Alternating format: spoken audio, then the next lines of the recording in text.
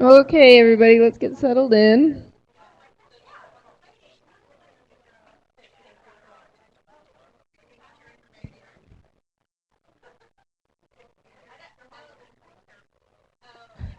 Settle down, settle down.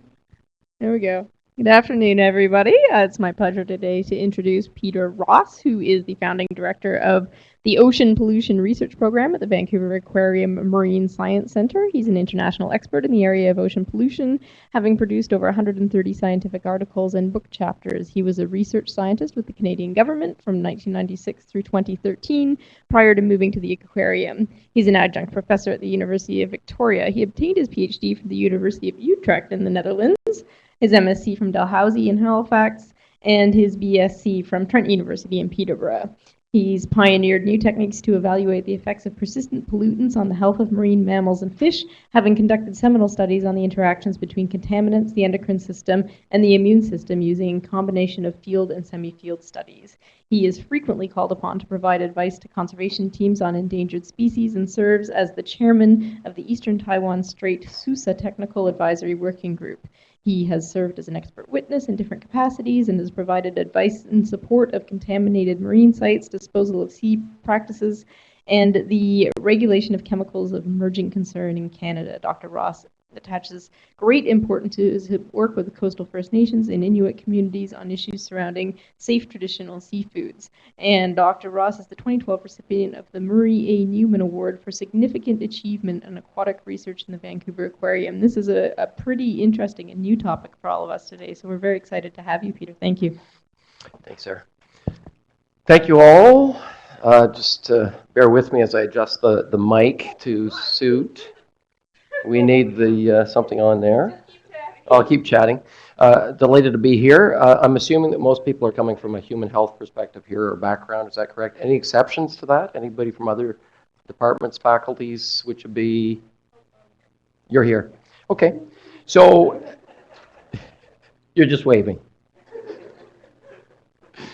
So my background is as a wildlife toxicologist. In particular, I've worked on marine mammals for 30 years. As we all can appreciate, in the world of toxicology, we talk about extrapolation and the conserved nature of the endocrine system, the immune system, physiology, hormones, etc., among different species. And there are times when I work with marine mammals that where I'm challenged to demonstrate causality or infer that a certain contaminant or challenge to establish evidence that a particular contaminant might be affecting that species in question. But I will collectively and routinely draw upon the collective weight of evidence from the literature. And when we do that, we look at multiple species. We can look at rodents, we can look at rabbits, we can look at humans, we can look at birds, we can look at monkeys, we can look at marine mammals. And of course, this is not it's something that we have to do carefully and critically and cautiously, but at the same time, the pharmaceutical sector is routinely relying on extrapolation to demonstrate safety or relevance of their product when they're testing in a rodent or a rabbit or monkey and applying that information to humans. So in many ways, what I'm going to be talking to you today is something that I hope that you'll be able to directly relate to some of your interests and perspectives in terms of human health. But in other ways, I'm going to be talking to you very directly about issues pertaining to human health and population health. So I think you should have absolutely no trouble following my line of argument here today. But at the same time, it might be, as Sarah suggested, a little bit new and at first glance a little bit off topic. I'm talking about ocean pollution, which I would argue is actually one of the most pressing public health concerns in terms of British Columbia.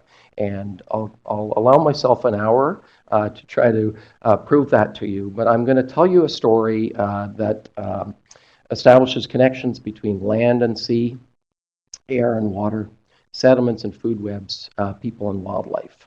And we're not talking about the average Canadian here, as you'll see in a minute, but we can certainly draw on this example to shed light on some of what I'm talking about today. But we are talking about coastal British Columbia and what it means for a lot of what I'm going to be talking about today in terms of Aboriginal communities. For those of you who have worked with any Aboriginal communities in British Columbia or elsewhere, or Indigenous peoples in Canada or around the world, I think you'll be sensitive to some of the very important individual and public health questions, whether it's nutrition, alcohol, smoking, water quality, housing, etc. We have some very pressing public health concerns in communities, certainly in British Columbia. And the story that I'm going to weave for you today is one that began for me about 15 or 16 years ago on Vancouver Island. And it's one that started out with a very simple question that was posed to me it was posed by many people in many communities over the course of the last 15 or 16 years from Aboriginal communities. And that was, what's going on with pollution? Should I be worried about pollution? And invariably, the audience or the stakeholder of concern, that question was emanating from Aboriginal communities. So it began for me as a scientific research question, and it's allowed me to pursue a journey that has really grown and evolved and changed and humbled because it's not an easy journey. But I'm going to talk to mostly scientific questions today, but it's going to have a very strong bearing in culture and socioeconomic issues, etc. The Salish Sea or coastal Salish Sea is the new name for the Strait of Georgia, Puget Sound, and Juan de Fuca Strait, home to about 7.5 to 8 million human beings. Lots of industry, urban development, runoff, pulp mills, refineries, sewage effluent, agricultural runoff, pesticides, etc. And I can safely say that if one goes into Aboriginal communities, the question about pollution or environmental quality is one of the first things you'll run into. And that's not a coincidence. To a large degree, it's a signal of how much more importance is attached to the quality of the environment, to the quality of the water, to the quality of food within these communities. And there are very good reasons for that. In terms of pollution, let's be clear, pollution is a very complex subject area. We have over 100,000 chemicals in the Canadian market, probably 250,000 on the global marketplace. 25,000 are registered by Environment Canada as being of concern. They are on what is known as the Domestic Substances List, or DSL. These chemicals are produced and distributed and applied for a number of different reasons, and invariably they're subject to disposal, release, discharge, whether it's from a point source or non-point source, and invariably these things get into the ocean or into bodies of water. And so it can be a very daunting topic area. I'm not going to talk about biological pollutants today, but I think it's fair to raise this because if one is talking about seafood or traditional seafoods for First Nations, it's very important to make sure that biological pollutants are captured in any advice or communication pertaining to seafood safety, whether it's paralytic shellfish poisoning or whether it's E. coli and associated pathogens from human sewage or septic release. Very important to make sure that biological pollutants are covered. There are some monitoring programs that do provide some guidance in that regard. They're often not trusted within communities, though. So there is a barrier to trust and education and getting good information out there, even if it's open, honest, and very, very important. I'm going to be talking about chemicals today, chemicals that are either designed deliberately for use or inadvertently produced. For example, PCBs were deliberately manufactured between 1929 and the mid-1970s for use as an industrial chemical, a lubricant that was heat resistant and stable, didn't break down, didn't catch fire. So it was a bit of a miracle chemical for industry, but of course it was deemed to be ultimately endocrine disrupting and very, very persistent, so it remains a very big problem. Other contaminants, organic chemicals that are inadvertently produced include the dioxins, and everybody here I'm sure has heard of dioxins. There are actually 75 different kinds of dioxins. The most toxic chemical known to mankind, produced by mankind, is 2378 TCDD. That's the gold standard among the dioxin family. Tetrachlorodibenzo-P-dioxin, very, very toxic. And that is produced through low temperature combustion, and by low temperature I mean less than 800 degrees Celsius. So it's not really very low temperature, but municipal incinerators will release dioxins. Burning firewood can produce dioxins, especially if it's salt-laden wood that you picked up at the beach. Pulp and paper mills released large quantities of dioxins and furans into coastal BC as a result of the formation of dioxins in the process of bleaching using liquid chlorine. And that was a huge problem, and discovered by Greenpeace in the late 1980s and resulting in Canada implementing pulp mill regulations under the Fisheries Act that has ultimately actually dramatically reduced the release of dioxins into coastal waters. A very important thing that we did 25 years ago. Otherwise, we'd have a big disaster in our hands. Metals. You can think of metals. Metals, of course, are elements that are natural in the geosphere, and but they're also often enhanced through our own production, whether it's mining and refining of a product or some other industrial process. So a lot of metals are released into the environment. We tend, in the aquatic environment and in seafood, we tend to worry about mercury, of course.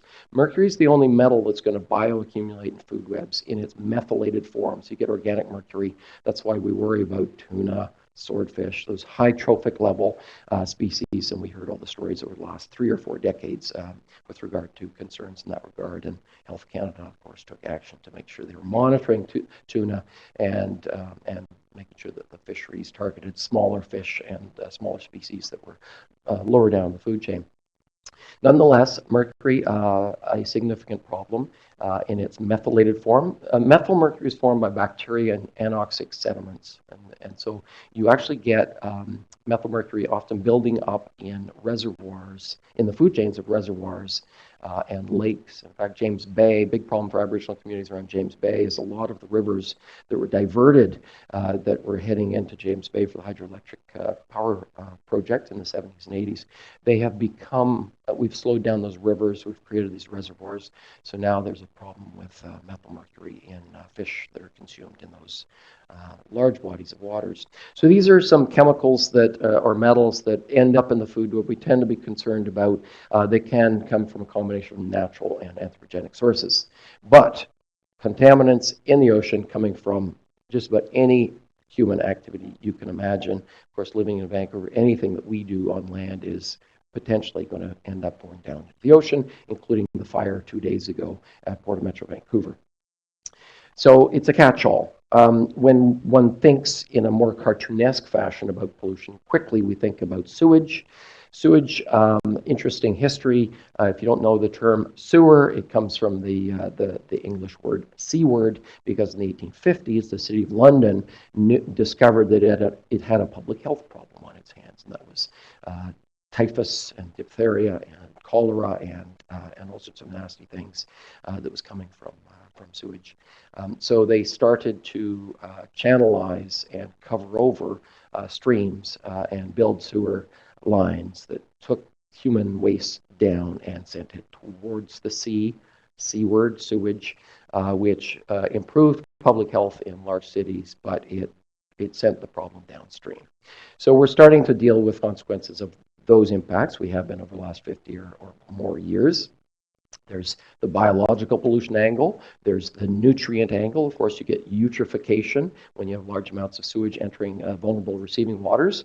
Lake Erie, if you don't know, 40 years ago was basically dead. It's the shallowest of the 5 Great Lakes, and phosphate detergents from our laundry was resulting in eutrophication and was sort of stifling. What you do is what you get is an overproduction of phytoplankton or algae, and then when that dies, you get the bacteria using up all the oxygen, and then you get essentially low oxygen waters, fish kills, et cetera, et cetera. Sewage has changed, as you can well imagine, over the last 150 years. You can think about pharmaceuticals and personal care products, PPCPs.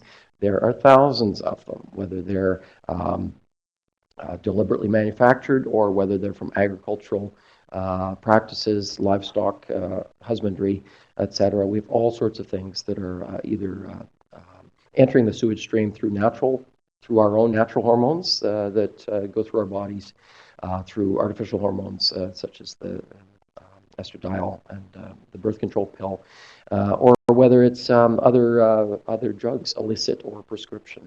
If you look at Metro Vancouver or the City of Vancouver, you look at their monitoring programs, they routinely detect codeine, Prozac, ibuprofen, cocaine, you name it, in sewage effluent. So all of these things are going through the sewage stream. Depending on the level of sewage treatment, you'll get breakdown or retention in the sewage sludge, or certainly for the more water-soluble compounds, release out into whatever receiving environment is at play.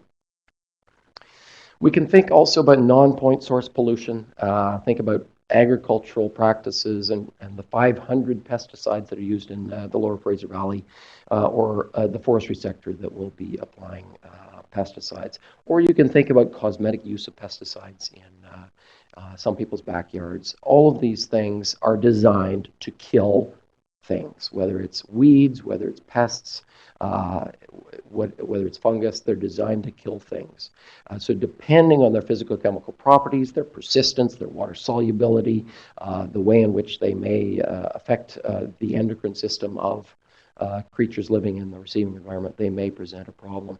As some of you might well know, there's been a debate in British Columbia, and the province refused to enact a cosmetic pesticide bylaw ban, as is already in place in Ontario and Quebec. Quebec, it's been in place province-wide for about a decade, and authorities back east have been worried about implications of all these cosmetic pesticides like 2,4-D or glyphosate or Roundup, and possible implications for health of children. That's it. So there's really 2 angles to the pesticide ban discussion. One is it's usually around human health, public health, children's health, but there's also the implications for nearby aquatic environments, because anything we do on our streets or in our backyards has a tendency to rinse down into the storm drains or through into the water table, and they may ultimately present a problem to fish or invertebrates in those waters. I'm sure you've all heard of persistent organic pollutants as a catch-all phrase for things like the dioxins, the PCBs, or the DDT compounds. Basically, POPs, they have 3 properties. They're persistent, they're bioaccumulative, and they're toxic. And by toxic, they tend not to be viewed as acute poisons. They tend to be viewed as chronic hormone mimics or endocrine disrupting compounds. Does anybody remember the story of DDT and eggshell thinning in seabirds or aquatic birds in the 1960s or 1970s? So DDT, if you don't know, or its breakdown products resembles estrogen, but it doesn't get broken down in our system. So whereas the half-life of our estrogen in humans is going to be 24 to 48 hours, and we will constantly be regulating that cycle daily, monthly, etc. DDT has a half-life in our bodies of many years. So you would artificially pump up the estrogen-like compounds in one's body, and you have the potential, nonetheless, to influence estrogen-dependent processes. And in birds, actually in humans as well, estrogen cycle in women it does have influence over calcium dynamics and bone deposition. Of course, in older ladies, that is an issue. In seabirds or aquatic birds, eggshells became thinner when the estrogenicity of DDT and its breakdown products started to interfere with estrogen-like physiology in that species. So you got the female birds were laying eggs, and essentially crushing them because they were 12 to 25% thinner than they should have been to essentially support the weight of mom up there above them. So that was a big problem. It resulted in the extirpation, widespread extirpation of bald eagles, double-crested cormorants, peregrine falcons all over Europe and North America. And it is the classic example in wildlife toxicology of what can happen with a single chemical at the population level and in terms of the health and survivability, essentially, of populations of wildlife. But what got DDT banned was when a U.S. congressman stood up and said, in the early 1970s, he said, if DDT is going to wipe out our bald eagles because it's acting on estrogen-related processes, what's it doing to our women? So it was a human health question, ultimately, that got politicians to buy into the interdiction and subsequent phase out of DDT. PCBs, you've probably all heard of, polychlorinated biphenyls. There are 209 of them. They're banned in Canada in 1976, but they persist as a very significant problem in terms of health of high trophic level organisms around the northern hemisphere. Dioxins, BC, big problem with historical pulp mills, but great improvement since we recognize this. You might remember President Yushchenko of the Ukraine. He was poisoned by the KGB with a very small aliquot of dioxin that was placed in his soup. You might remember that. So he developed chloracne. You might remember the photos. Chloracne is a visible symptom of acute poisoning with dioxin-like compounds. But the funny thing is, it's a very toxic compound, but it's much more troubling at the developmental stage. So the fetus and the nursing infant and the reproductive age female in humans is going to be the most at risk because this is an endocrine disrupting compound. If you're going to try to poison a 60-year-old male, you might want to try something different. And I think the KGB has tried different tactics in London, England, with polonium and all sorts of other nasty things. But that was one example of dioxins. In fact, in terms of public health, there is a huge body of literature. It's not very well advertised in North America. A huge body of literature associated with the use of Agent Orange in Vietnam during the Vietnam War. So defoliant was used to clear the riverbank so that U.S.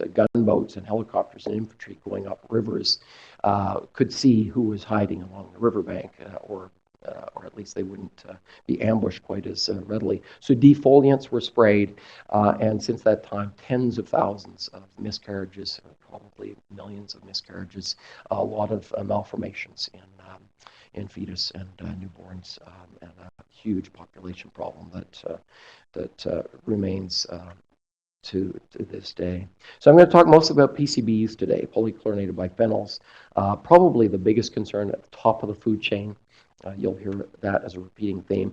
And when we talk about persistent organic pollutants, whether it's DDT or PCBs or flame retardants, we tend to worry about the top of the food chain, whether it's killer whales, harbor seals, beluga whales up in the Arctic, or eagles and other species relying on the top of the food chain. Because these chemicals are persistent, they don't break down because they're bioaccumulative, which means we accumulate them and our livers are unable to detoxify them. So essentially at each trophic level, these fat-soluble chemicals are persisting, they're resisting degradation, even though the fats within which we find them are going to be broken down for energy maintenance, growth, reproduction, etc. So we get an amplification at each trophic level of approximately tenfold. So each position of the food chain, we're seeing about a tenfold increase in concentration of PCBs and related compounds. And basically what's going to happen, think of a very thick oil. Think of a very nice Italian olive oil. What happens if you pour that into a stream or onto a lake? Well, it's liquid. It's not going to dissolve in the water, right? It's hydrophobic, but it will be shaped by the movement of water. So what happens is the oil, like PCBs, a very oily, thick, oily compound, will move downstream and be shaped by hydrologic forces. But when it gets into, say, a lake or an ocean, it has really two choices, that chemical. It's either going to bind to particles like organic materials, and silt and deposit sediment out into the sediments and be buried, hopefully buried in sediments. That's what we see. In fact, sediments have a nice archive of our history of use of PCBs. If you take sediment cores, you can describe that very nicely. So there is natural sedimentation of burial, but the flip side is the other thing that they could do is bind to organic materials and then get grazed or taken up by zooplankton or bacteria or small critters at the bottom of the food chain. Then it's game over. It's like an elevator right up the food chain, and that's where we see this problem of biomagnification. So that's the concern at the top of the food chain, these PBT compounds or persistent organic pollutants, just to emphasize the use of this term is almost synonymous with a global treaty now called the Stockholm Convention on PLPs. And if you're interested in that, a very important piece of negotiations that Canada spearheaded in the 90s and up into the early 2000s, because Canada was concerned about these chemicals getting into the Arctic and contaminating Arctic food webs. And so we spearheaded that, and it's become a very important treaty because these chemicals get around the planet pretty quickly through atmospheric currents. In British Columbia, we have the most PCB-contaminated marine mammals in the world. Some of our earlier work demonstrated that the transient killer whales, this is boys in blue, females in pink, appropriately.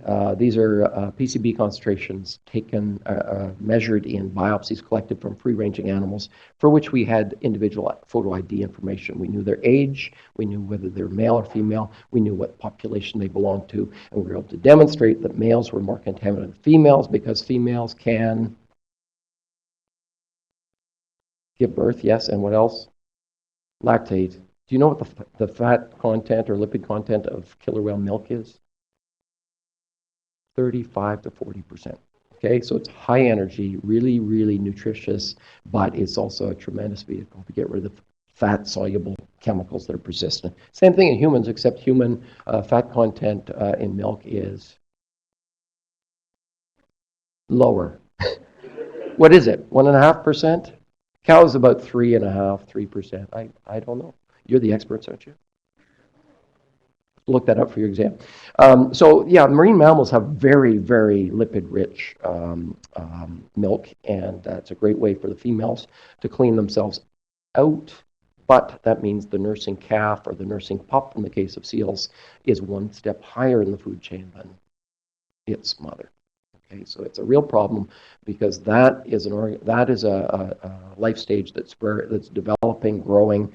It needs a healthy endocrine environment to develop and grow the brain, the reproductive system, the immune system, etc. The reason we had differences among populations of killer whales, if you know your killer whales, the ones we hear about down here are the southern residents, Victoria, Vancouver, Seattle. There are about 77 individuals there. The northern residents up north, a little bit cleaner. Both of those populations are salmon eaters. 90% of what they eat is Chinook salmon. The transients, they've actually been renamed Bigg's killer whales, B-I-G-G'(S), after late Michael Bigg, who was a DFO researcher who pioneered the photo ID catalog.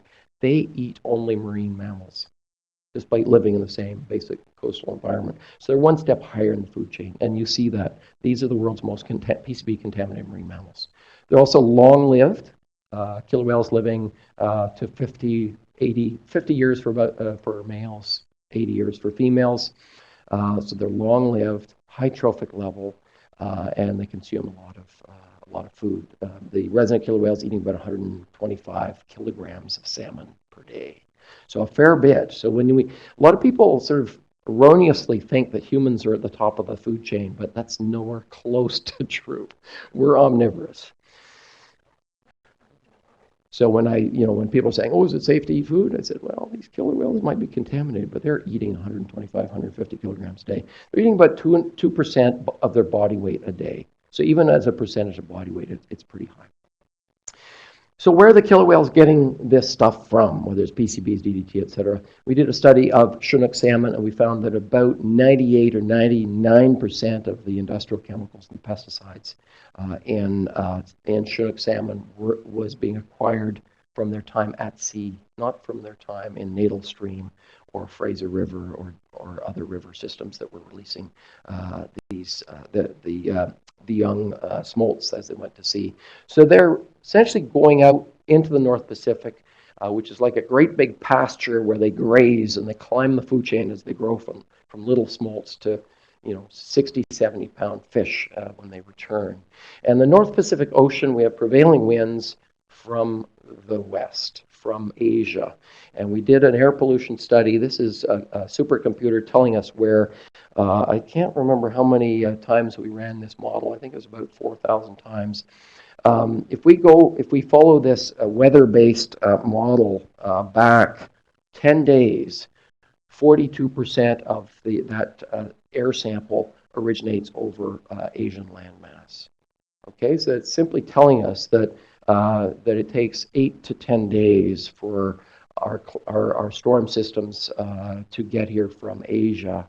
And of course, in those storm systems, what we have are metals, hydrocarbons, PCBs, DDT, etc. And along the way, those will also drop out into the ocean. So we've got these salmon going out to sea, biologically pumping these contaminants back into coastal waters where they're consumed by killer whales, grizzly bears, and any of us who like killer whales.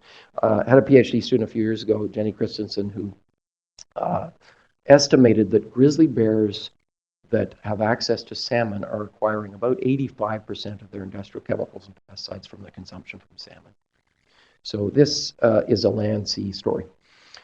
Harbor seals tell us something about the quality of the local environment because they don't migrate. They don't eat salmon. They really eat herring and hake and other small fishes and invertebrates around here. And what we see is Puget Sound comes up for PCBs as well as PBDEs, the new generation flame retardant.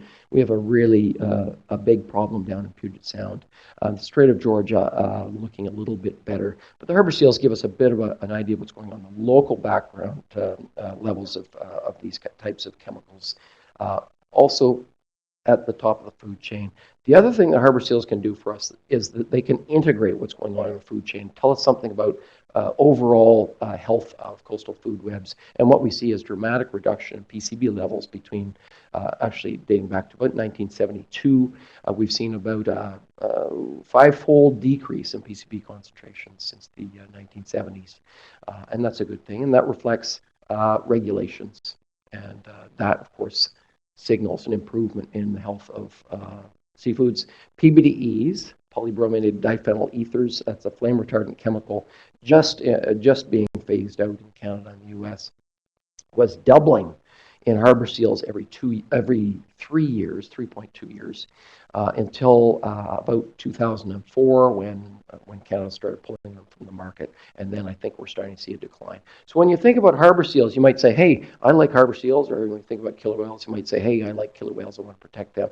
But think also what they're telling you about the state of the coastal food web, because the harbor seals are really integrating. They're eating about 25 different species of fish and invertebrates, so they're a really good canary to tell us about coastal pollution and the quality of the overall food supply.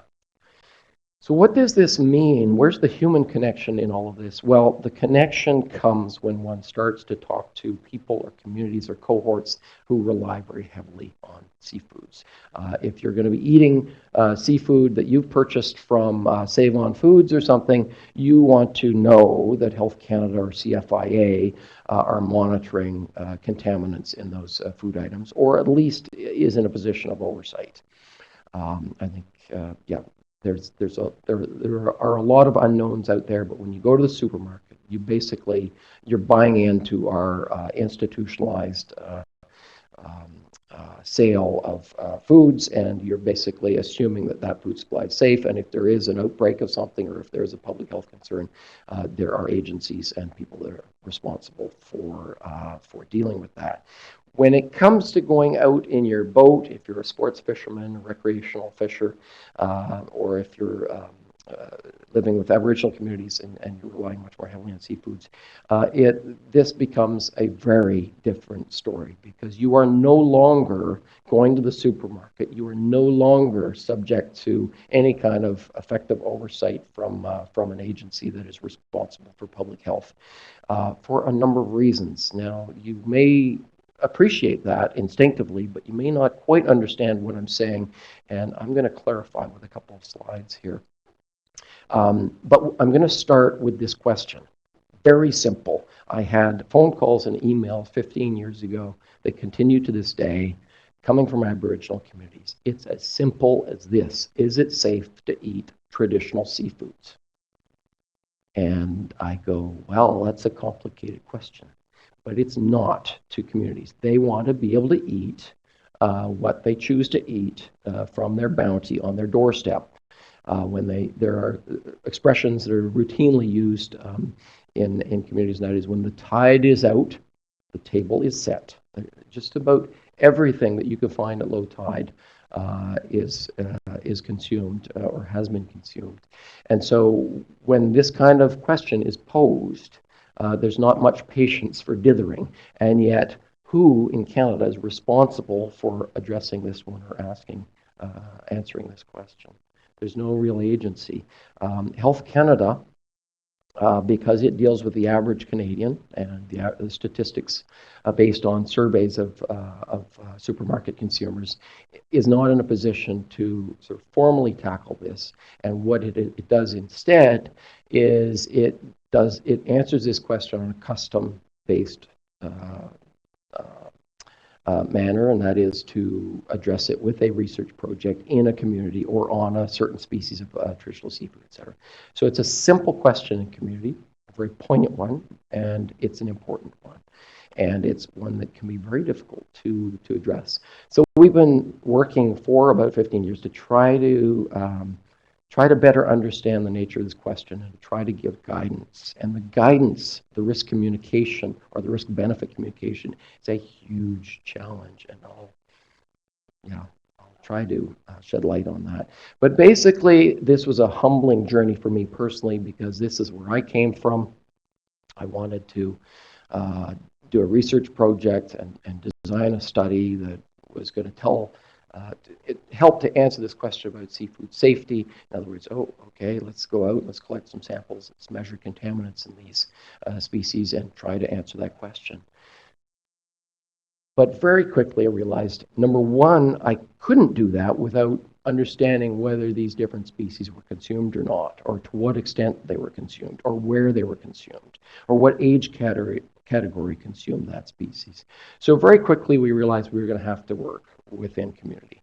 The flip side is when you are working with Aboriginal communities, you have to start to work with aspects related to traditional knowledge to be able to not only help answer your scientific question, but also to make sure that you're working in a way that's appropriate, sensitive, meaningful, helpful, and enabling. So it's a journey that for me started in science, but it cannot be successful without the traditional knowledge aspect. So to answer the question of is it safe to eat traditional seafoods, there are three questions. Number one, how much is consumed, i.e. what species, how much? Because without that, we don't have exposure, or the first part of exposure. The second part of exposure is how contaminated are those items. So you need 1 and 2 to be able to do a risk assessment. Is it safe to eat? All right, so those are the three ingredients, and that's basically why when you're not looking at the average Canadian, it's very difficult to talk with authority to answer that question within community.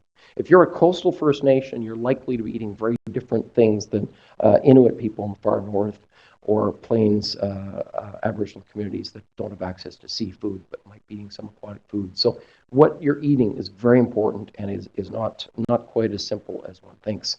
The first study we did was with 5 communities around Vancouver Island: Quetzino, Wawakam, Ahousaht, Snuneymuxw, and Pacheedaht.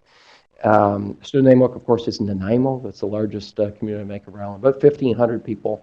Pacheedaht, about 105 residents. Pacheedaht, 105 residents, Port Renfrew. The 2 years that we had our study going on, 105 residents, there were 3 teenage suicides. So I'm trying, as a scientist, to answer this question about contaminants in seafood. Meanwhile, tremendous trauma going on in community, tremendous poverty, 95% unemployment. Housing, disastrous. Water quality, you may have seen the studies or the surveys, pathetic within these communities. So it's sometimes hard to go in there as a scientist and say, oh, I want to be objective, I want to publish, I want to do this right, and that will be helpful to that community. And then you run into this gauntlet of god-awful hurdles and challenges and tragedies within community. But that doesn't, well, it's important to recognize that, but it's really part of the story. To what we found in very basic terms, average Canadian, 4.4 kilograms of seafood a year. All right? Inuit in Arctic Quebec, 110 kilograms per year. All right? So if you're talking about food chains, we've got a higher trophic level in Arctic peoples than in the average Canadian. Victoria, we did a study with the Sanitation Peninsula First Nations, about 6 times higher, about 15 kilograms. Sorry, 25 kilograms. And then our coastal Vancouver Island study, about 60 kilograms, 14 times as much as the average Canadian. So when we're looking at risk or exposure, all of these things, or the importance of seafood, or even socioeconomic aspects of what we're talking about today, clearly when we're dealing with Aboriginal communities, we're talking about a very different order of magnitude of discussion. Within these communities, we picked 4 species to study. And we looked at PCBs, which is, as I was mentioning before, one of the preeminent threats in the food web in terms of human health and wildlife health. And these are the 4 species we picked. Very different types. Harbour seals, top of the food chain, marine mammal. Salmon, anadromous, freshwater out to the open ocean and back. We described that scenario a little bit earlier. Dungeness crab. How many people eat Dungeness crab here? Pretty good, yep. And butter clams. So think of these, put on your biologist hat or your natural ecologist hat, and you can well appreciate harbour seals eat different things than salmon, than Dungeness crab, the scavenger, or butter clams that are filtering water. Okay, so expose very different types of contaminants. So this is what we're trying to do. We're trying to appreciate a bit of a range of types of exposures and that are contingent on the lifestyles and feeding habits of these different species. In terms of consumption within the 5 communities here, so we did 300 individualized sit-down dietary surveys, interviews. This is what we had. Sockeye, 98% of consumers eating sockeye. Average consumption, 27 kilograms per year per individual. Dungeness crab, 2.5 kilograms. Butter clams, 1.3 kilograms. Harbour seals, only 5% of the population, and about 20 grams a year. It's not quite the delicacy that it used to be, but there's still some elders that are consuming harbour seals. So what do we see? I'm just going to give you a few examples of what we see. Sockeye salmon, 5 communities, no difference in PCB concentrations in sockeye salmon. So I'd call these sort of moderate, low to moderate concentrations of PCBs. Why would we see no differences from industrialized Strait of Georgia to west coast of Vancouver Island? It's because all these sockeye are out at sea and they're basically the same stock and they're coming back in. So they're telling us what's going on out in the open ocean. Dungeness crab, they're scavengers, they're localized, they're not migrating. So what do we see in the Strait of Georgia on the right-hand side here with Nanaimo and Wawakam? We see the highest levels there, whereas on the west coast of Vancouver Island, much lower levels. That kind of makes sense for a scavenger that's localized. We see cleaner crab on the west coast of Vancouver Island. If we look across species, a couple of messages here. First of all, clams seem to be quite clean. Dungeness crab, white mussel, fairly uncontaminated. Dungeness crab, hepatopancreas, which is the liver organ. How many people like to eat hepatopancreas? 20 times the PCB levels in hepatopancreas. So there are health advisories certainly around pulp mills for crab hepatopancreas. Salmon, 6 micrograms per kilogram wet weight, not too bad. And harbour seals, 830 parts per billion in their fat. So seals top of the food chain, that's what we're seeing. So depending on the species you look at, very different profiles.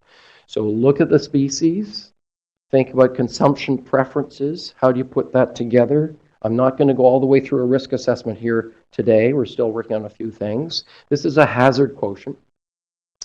It is partway down the road of a risk assessment. This is basically saying that when we combine the consumption with the risks based on sort of a risk quotient that Health Canada puts forward, salmon delivers the highest risk, if you will, in terms of PCBs to these communities. So why is that if salmon's much less contaminated than, say, harbor seals or Dungeness crab, hepatopancreas? Why do salmon really dominate that PCB-related risk for these Aboriginal communities? They just eat a lot more of it. Exactly. So if you have a really hot thing like harbor seals, but you're not eating very much, you're not exposing yourself to that risk. Okay, so that's sort of where we go. So I'm not going to comment too much more in terms of that, but I'm going to translate this as I do when I go into communities, because I don't want to just say, hey, here's you're at risk if you eat this, or you got to reduce that. It's not a very effective style of communication. But this is a style that is very effective if I'm talking to Aboriginal communities. I say, okay, I'm not going to talk to you about risk, but if you're concerned about the quality of your traditional seafood, think about this. You can eat a pound of harbor seal blubber. So think PCBs here. And that's going to have the same PCB concentration as 19 pounds of Dungeness crab, hepatopancreas. All right, so it's quite easy to understand. Or 130 pounds of sockeye salmon. Now we're getting places, right? Or 416 pounds of Dungeness crab, white meat. Or, if you're into butter clams, 4,155 pounds of butter clams. And if you've gone to communities, if you've gone to any celebrations or feasts within communities, there are people who will eat 10 pounds of butter clams or chitin or barnacles while you're talking to them. There are feasts, and there are people who gorge, and this is simply part of the culture when you're dealing with seafoods. So it's just another way to kind of translate the risks and kind of bring home the question of safety. It's like you're providing much more reassurance at this end of the spectrum that you can have more. And up this area here, I kind of say, well, marine mammals, certainly the fish eating or the marine mammal eating marine mammals, I'd be a little bit more concerned about. Let's put this into context here of that seafood consumption again. We talked about the average Canadian, 4.4 kilograms of seafood a year. Annual estimated intake of PCBs on a body weight basis is 2.9 micrograms per kilogram. All right. If we go down to the Inuit in Eastern Arctic, 110 kilograms of seafood a year, corresponding to about 110 micrograms per kilogram body weight per year. And for our Vancouver Island study, we're at about just over 60 kilograms of seafood, and that's actually 143 micrograms per kilogram body weight for PCB exposure. So we haven't published that information yet, but this would indicate that in the international literature that these communities are exposed to more PCBs than any other Aboriginal community on the planet. So we're a little bit concerned about that, and we kind of ask the question, well, why is that? Why are Indigenous people so vulnerable? Why are Indigenous people exposed to such high levels of contaminants? I think you now can appreciate, or you came into this room appreciating that might be the case because of the heavier reliance on seafood. But it is a fundamental question, and it's something that is a little bit troubling. Remember, though, my slide of harbor seals and PCB trends, and the fact that I told you that PCB levels are down about 5 or 6-fold over the last 30 or 40 years. Okay, and think about this number, 143 in terms of PCB intake for Vancouver Island First Nations. It would be a lot higher if we hadn't regulated back in the 1970s, and things have gotten better. So I think we're on the right track. It's just that PCBs are notoriously persistent. Half-life in our bodies probably around 6 to 10 years for most PCBs. So, every year I go into different Aboriginal communities, and one of the bridges that I found to be very effective in terms of garnering trust and establishing relationships is to talk about food. It's a very easy way to reduce the tension, to improve the communication, to talk about things that are important. And it's all about sharing and learning and eating and you know, everything from food, social, ceremonial. So a very important way or conduit into community. And it's also a way that I think helps to facilitate other conversations that may be cultural or political or regulatory, because these conversations, if you're talking about protecting seafood, then you're talking about ocean pollution, which means you might be talking about regulations or source control or cleanups or stewardship, because these contaminants are coming from multiple sectors. And, you know, in this whole discussion about traditional seafoods, 15 years ago, I was quite worried about contaminants in seafoods, but the nutritionists from the Ministry of Health were quite concerned that Aboriginal communities would be scared away from traditional seafoods. And if you are scared about the quality of your seafood, there is an alternative, and that's the supermarket and the fast food restaurant and the restaurant. And of course, another big pressing issue within Aboriginal communities is diabetes and obesity. So, you know, when I look at the balance, I want to uncover some of the questions about contaminants, source, transport, fate, and where those chemicals are coming from, because that's what we need. That's kind of evidence we need to turn off the tap.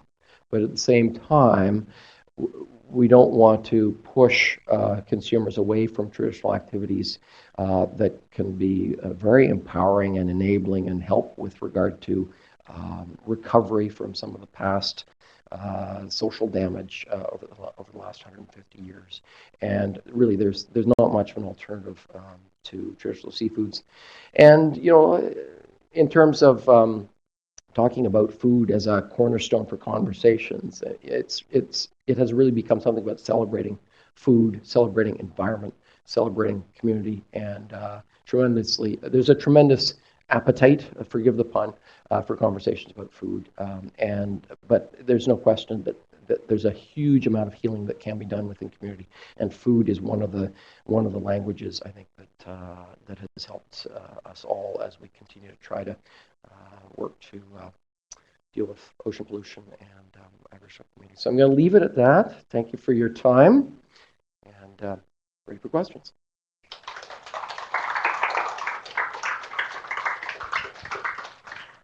Thank you, Peter. I'm sure there's some questions.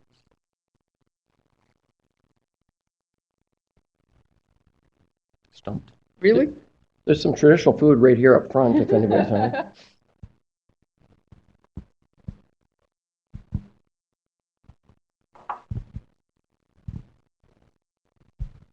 Hi, thank you. I'm wondering the health consequences of PCB exposure. Do you see, when you look at First Nations communities, do you see health outcomes specifically associated with long-term exposure to contaminants like PCBs and dioxins? Mm-hmm. I haven't looked at health outcomes in British Columbia. I worked for 17 years for Fisheries and Oceans as a research scientist, and then you may have heard that DFO axed its entire national contaminant research program 2 years ago. So I just moved to the Aquarium a year ago to try to continue in the capacity I was trained to do. The best we can do is look at the literature, and the best evidence is from two sectors. One is a Dutch breast milk feeding study where a cohort has been followed for about 25 years of infants that were born and bottle fed versus nursed. And it's about 400 or 500 infants. And basically, the breastfed infants, 75% of the breastfed infants do better than the bottle fed because of the nutritional value of breast milk. But 25%, the upper quartile of PCB exposure, they start to suffer from small for gestational age, 4 to 6 point lowered IQ over time that is permanent, altered thyroid hormone, reduced antibody response to immunization, and those sorts of things. They've done lots of sort of spatial modal testing along the way. So the Dutch breast milk feeding study, there have been dozens and dozens of papers published there. That's a really good source of information. Another one was Lake Michigan sports fishing cohort that have been followed for a number of years. And again, I need a little echo right there. Sorry. Again, similar sort of thing. Women of reproductive age that had 2 fish meals of Lake Michigan salmon per week had children that were small for gestational age, had 6-point lower IQ at a certain age, and things like that. And then in Eastern Canada, Inuit studies suggest, so the very highly exposed populations, increased ear infections, increased pulmonary infections, decreased antibody response to immunization, the normal immunizations that are routinely given to children. Trying to think of anything else there. One of the challenges with some of the studies within Aboriginal communities is often the houses, there's more dense living in houses, more families may be bigger, houses smaller. The quality of air may be more poor because there's more smoking or there's wood stoves, things like that. So sometimes these things are a bit confounded. But those are 3 sort of lines of evidence you can pursue. In addition to the Vietnamese Agent Orange studies, there have been a couple major spills in Seveso, Italy, Missouri, the Hudson River, Yusho and Yuchang, it was Taiwan rice oil that was contaminated with PCBs and dioxins. There's quite a few sort of cohorts that have been followed throughout the world in this regard, but nothing's been done in British Columbia. Thank you for the talk. In terms of the pollutants that bioaccumulate, are the majority of those lipid soluble? And if so, would that mean from a health perspective it's better to eat females than it would be for males? Better to eat female fish or marine mammals? Cannibal? Yes, so for the PBT, the persistent bioaccumulative and toxic compounds, or the POPs, the persistent organic pollutants, they are lipid soluble. They have a range of lipid solubilities. It's all measured with something called log KOW, which is the octanol water partitioning coefficient.